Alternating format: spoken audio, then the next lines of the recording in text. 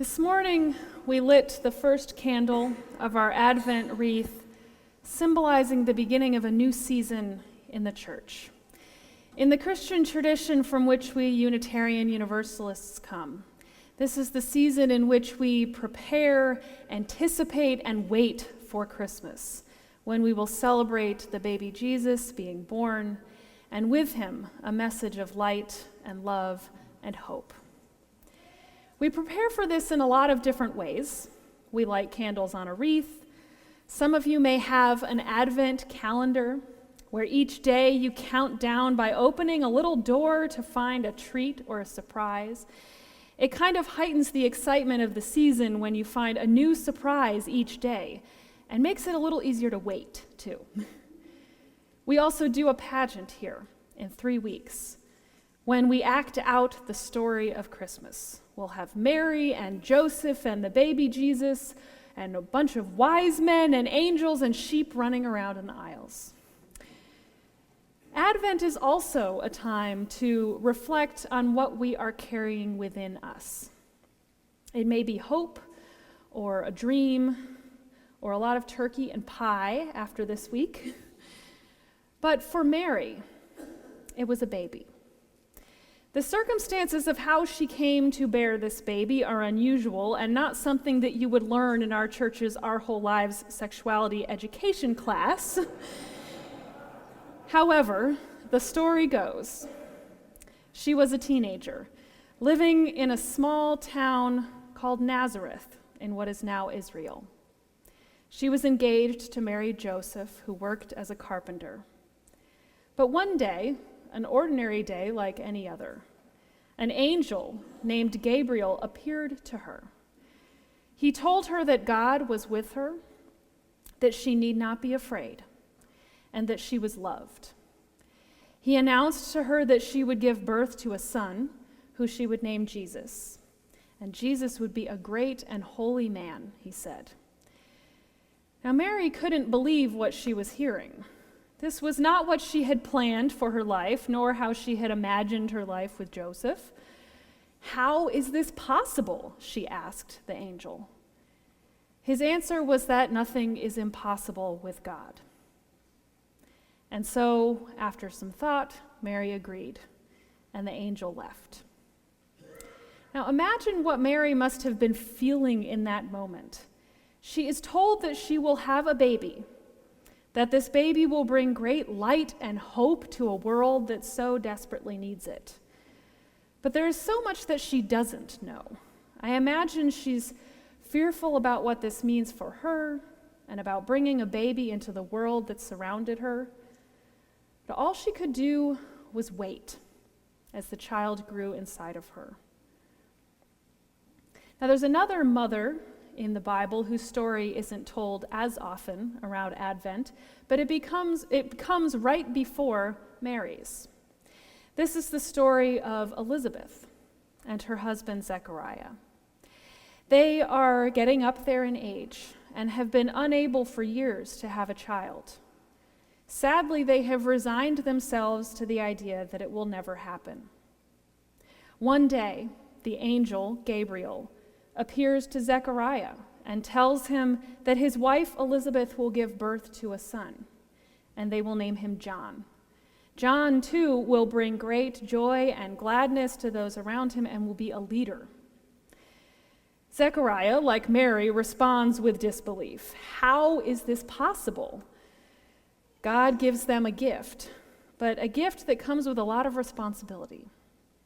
And miraculously, a baby is born to Elizabeth, restoring her hope and the hope of those around her. Now, these stories of Mary and Elizabeth and the sons that they give birth to hold a lot of timeless truths and are enacted again and again in our world today. I imagine that the Marys and Elizabeths of today, women without a lot of means, young women and old women, married and unmarried, might go to Planned Parenthood for care. To clinics like the one in Colorado Springs at the center of a horrific attack this week. I imagine that the Elizabeths of today who struggle with infertility might find hope in the gift of adoption and the anticipation of their family and community as they await the arrival of a child who fulfills a long-held dream. I imagine that the Marys and Elizabeths of today have as much fear as the mothers did 2 millennia ago. Fear about what they do not know, and fear about the world that they are bringing their child into. They are bearing something that may feel like a gift at times and a burden at others. Something that is precious and vulnerable, which will soon be born into the world. They are waiting for a hope that will bring light to their families and to their whole community. I imagine the Marys of today giving birth to their Jesus in a foreign place, in the United States, in a refugee camp. I imagine women who are turned away from the metaphorical inn by innkeepers who cannot imagine what powerful gift this refugee, this stranger, this guest might be bearing. It took tremendous strength and grace for Mary and Elizabeth to do what they did. But the message of Advent need not be so literal. Not all of us ever have, ever will, ever could, or ever wish to carry a baby. So I return to the question with which I started. What are you carrying within you in this season that needs to be born into this world? What gift, what hope, what dream, or what light can you bring to this beautiful and complicated world in which we live? I truly believe that there is something becoming in each of us, in this community, and in our world. The word Advent, from Latin, means coming or approach or arrival.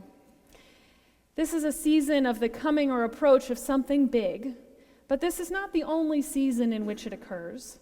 As living beings, we never stop growing and changing. There is a creative process at work in us at all times. And this creativity is present in nature, in our efforts to bend the arc of history toward justice, and in us as co-creators of our world. Every particle in the universe is connected or in relationship. Now, Mary and Elizabeth found themselves at the center of this vast process of creation and renewal.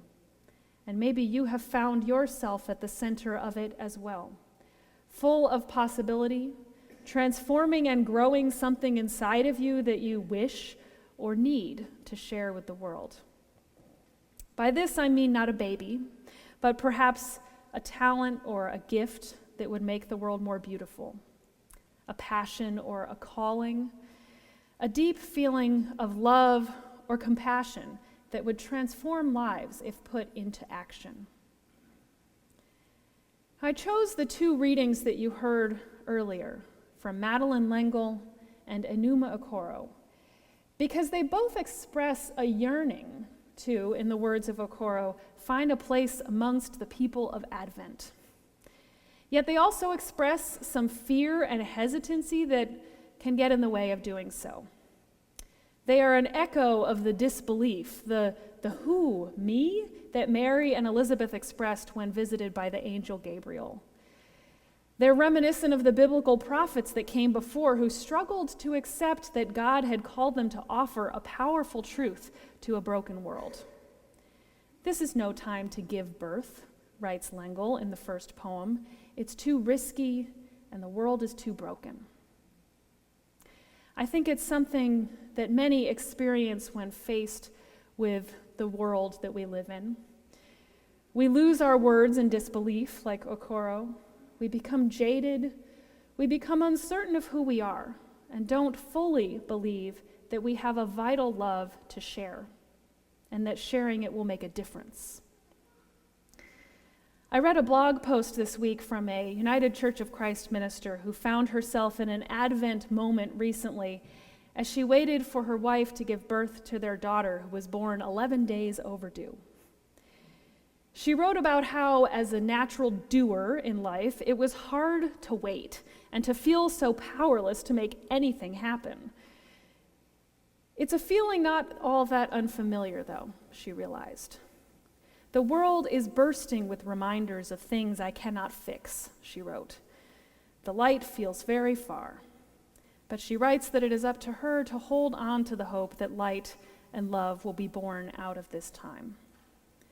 "What option do I have," she says, "but to bear witness to the slow, irregular birth pangs of love incarnate finding its way into the world again?"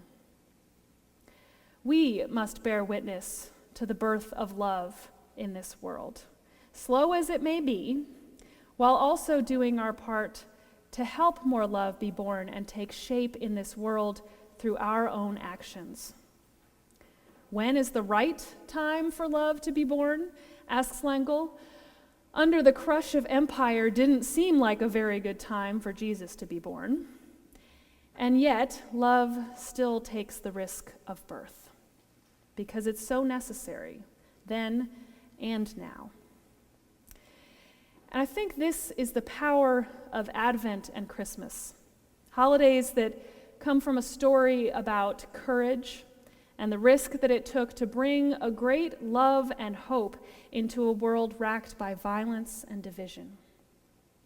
Advent teaches us to hold the tension between risk and possibility, to be aware of and awake to the potential all around us, and to help bring it to fruition. When we celebrate this season of Advent at church, we are reminded that we don't have to give birth to this potential alone, but that we have a community surrounding us who will join us in helping love be born. This is what the world needs, and it is what will save us. Hope and light in a time of conflict and darkness. We are called to love. And we are called in this season of Advent to be awake to the signs of love unfolding all around us, to the ways that others are sharing it, and to join in. As we wait for Christmas, as we wait for love and justice to prevail, and we do our part to make it so, let us be fueled by hope. Okoro writes in the second poem, "I want to cheer blessings from the sidelines with a belly growing with prophecies and have friends and strangers take hope." Each of us has a belly growing with prophecies, something growing, forming, and transforming in our gut and in our heart that needs to be shared with the world. Do not let your voice fall silent in the presence of the holy.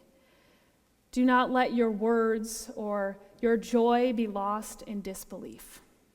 A greater love, a more whole and holy world is possible. That is the promise of this season. Let us prepare ourselves for it to be so. Amen.